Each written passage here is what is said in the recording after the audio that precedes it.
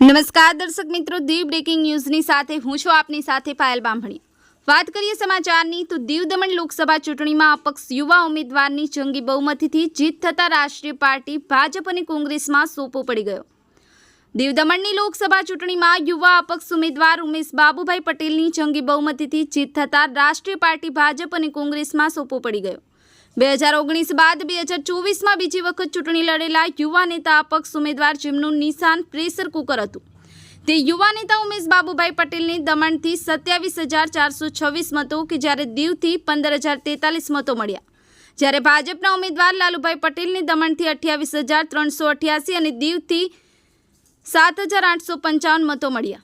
દમણથી 962 મતોથી લાલુભાઈની lead મળી અને ઉમેશભાઈ બાબુભાઈ પટેલને દમણથી 27,426 અને દીવથી 15,043 મતોથી કુલે 42,469 મળ્યા। સંઘ પ્રદેશ દીવ ઉમેશ બાબુભાઈ પટેલ માટે આશીર્વાદરૂપ સાબિત થયું।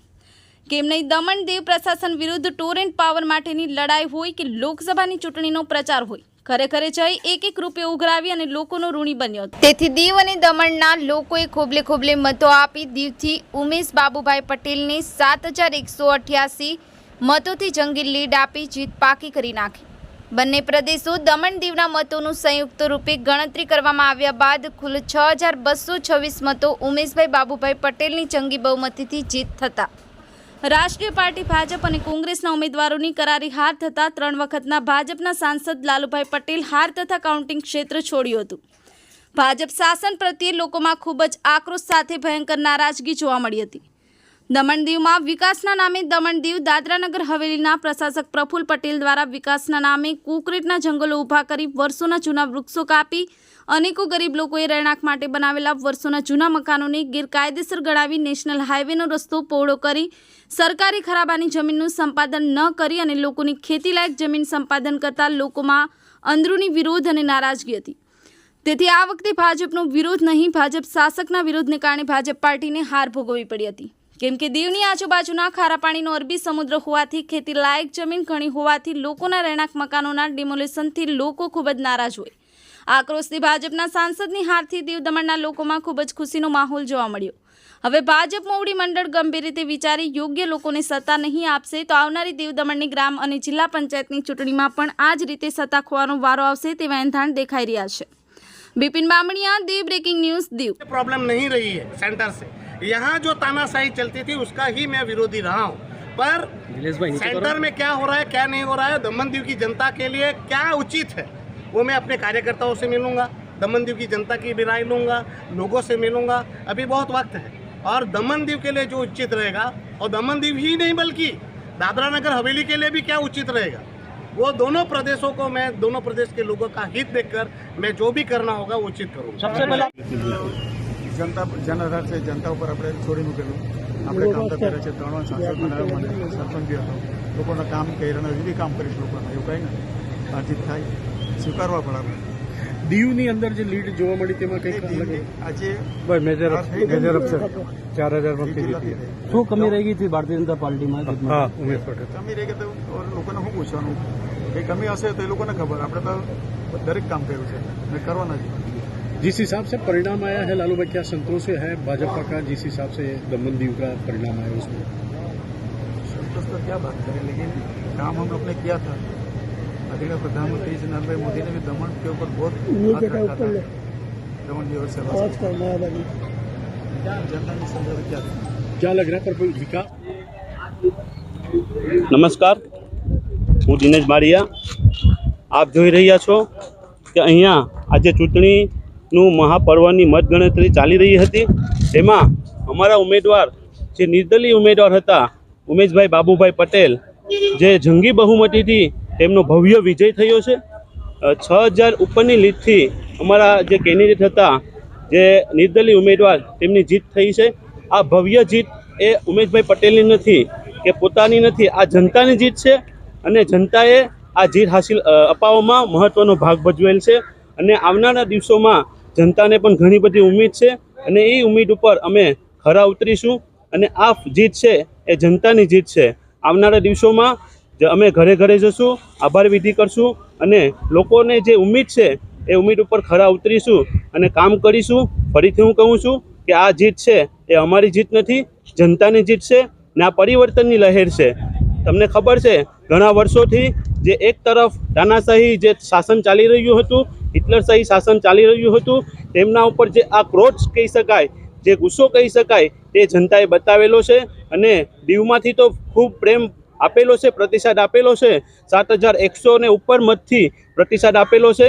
ને ઓલ ઓવર અમારા નિર્દલીય ઉમેદવાર તમને કહી શકાય કે એક બાજુ છે જે કોંગ્રેસના ઉમેદવાર કેતનભાઈ પટેલ હતા, અને બીજી બાજુ છે તે 3 ટર્મથી ચૂંટાયેલા સાંસદ જે લાલુભાઈ પટેલ, જે ભાજપના સિમ્બોલ ઉપર ઘણા 3 ટર્મથી ઉભેલા હતા, તેમને ધોબી પછાડ આપી ને અમારા નેતા જે નિર્દલીય ઉમેદવાર ઉમેશભાઈ બાબુભાઈ પટેલની આ જીત થઈ છે. અને આ જીત છે એ જનતાની જીત છે. અને આવનારા દિવસોમાં જે જનતાની ઉમ્મીદ છે એ ઉમ્મીદ ઉપર અમે આગળ જશું અને તેમના કામ કરીશું. ધન્યવાદ. પ્રશાસન આખું એક તરફી હતું તો પણ તમે કઈ રીતે જીત હાંસલ કરી? આ જીત પાછળ છે એ અમારા જે કેન્ડિડેટ હતા ઉમેશભાઈ બાબુભાઈ પટેલ, તેમને ઘણી બધી તકલીફનો સામનો કરવો પડેલો હતો. તમને ખબર છે, તમે પણ મીડિયાના માધ્યમથી તમે પણ બતાવેલું છે કે અમારા ઉમેદવાર છે પ્રચાર કરવામાં પણ અમને ઘણી બધી તકલીફનો સામનો કરવો પડેલો હતો. અને જે અમે પ્રચાર કરવા માટે ઘરે ઘરે જતા, જે અમારા જે અમને પરમિશન જે આપવાની હતી એ પરમિશન પણ અમને ઘણીવાર લંબાવતા હતા અને પરમિશન પણ નહોતી આપતા. એની સામે અમારા ઘણા બધા અટકંડા અપનાવ્યા છે, છતાં પણ અમારા જે ઉમેશભાઈ બાબુભાઈ પટેલ છે એનો વિજય થયો છે, નિર્દલીય ઉમેદવાર. અને આ જનતાએ આ જીત અપાવવામાં મહત્વનો ભાગ ભજવેલ છે. અધિકારીઓએ હેરાન પરેશાન કર્યા, શું એના ઉપર એક્શન લેશો? એ તો અમે અધિકારીઓ તો ઘણા બધા લોકો હેરાન કરેલા છે, તે અમારી નજરમાં છે જ. ને આવનારા દિવસોમાં તેમનું શું કરવું તે અમે બધો સાથે મળીને નક્કી કરશું. તમે એક સરકારી નોકરી છોડી છે, તમારી આખી લાઈફની તમારો એક પાર્ટ ખોયો છે તમે આ ઇલેક્શન માટે. આ બધું મારી પાછળ પણ ઘણું બધું થયું છે. તમને ખબર છે કે આ લોકલ ઇલેક્શનની અંદરમાં પણ જે કેન્ડિડેટને ઊભા નથી દેતા અને તેમને તાનાશાહી અને દબાવી ધમકાવી અને ફોર્મ ખેંચાવે છે અને બિનહરીફ કરાવે છે, તે આપણે બધાને ખબર છે. ને આવનારા દિવસોમાં અમે તેના માટે પણ અમે સંગઠન બનાવીશું અને અમે મજબૂતાઈથી લડીશું. અને બીજી વાત કે નોકરી છોડવાની વાત, કે ઘણા વર્ષોથી આપણા દીવ દમણની અંદરમાં જે તકલીફો હતી, લોકોને દુઃખ તકલીફો તે હતી, તેમની સામે અમે જોયું. અને આ મારા દીવ દમણના લોકો માટે આ મારી નોકરી મેં કુરબાન કરેલી છે. અને આવનારા દિવસોમાં અમે પણ કામ કરીશું.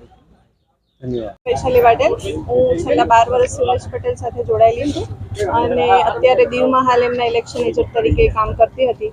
ને સૌપ્રથમ તો હું દમણ દીવની જનતાનો આભાર વ્યક્ત કરું છું કે લોકોએ અમારા પર વિશ્વાસ રાખ્યો અને અમને સમર્થન આપ્યું છે. અને સૌથી મોટી વાત એક તમને કહેવા માંગુ છું કે દમણ દીવની જે જનતા છે એ ખરેખર ખૂબ જ ત્રાસી ગઈ છે.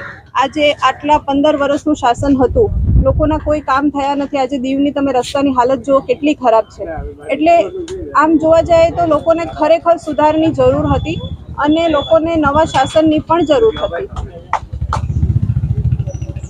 બીજું તો એ છે કે ઉમેશ પટેલ છેલ્લા 30 વર્ષથી જ્યાંથી હું જાણું છું એમને, છેલ્લા 30 વર્ષથી નિસ્વાર્થ ભાવે લોકોની સેવા કરે છે, લોકોનું કામ કરે છે અને કોઈ લાલચ અને કોઈ સ્વાર્થ વગર એ લોકોની મદદ કરે છે, લોકોનું કામ કરે છે. આમ જોવા જાય તો કેવી તકલીફ પડી પ્રશાસન દ્વારા? કેમ્પેનિંગ વખતે તકલીફ તો એકચ્યુઅલી અમે પ્રશાસનના લીધે જ ઇલેક્શનમાં ઉતરીએ છીએ.